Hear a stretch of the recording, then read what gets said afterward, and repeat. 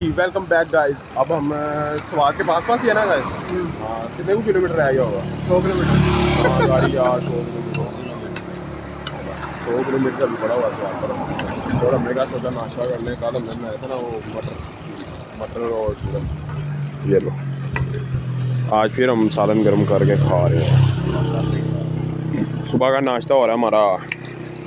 ये भी नाश्ता, अभी नाश्ता है। उबैद भाई कल लाइट सा नाश्ता करते हैं, डाइटिंग कर रहे हैं आजकल, है ना। इसकी सेहत देख के बताएं आप, ये डाइटिंग कर रहा है। आए उबैद भाई। हाँ जी उबैद भाई, आप बताओ, आपका भाई डाइटिंग कर रहा है? डाइटिंग कर रहा है। ये देखो लाइट्स कितनी एनर्जी है। कपड़े पहने हुए नीचे, इसलिए मोटा लग रहा है। अच्छा मोटा लग रहे हो। अच्छा फिर ठीक है भाई, कोई बात। व्यू चेक करें।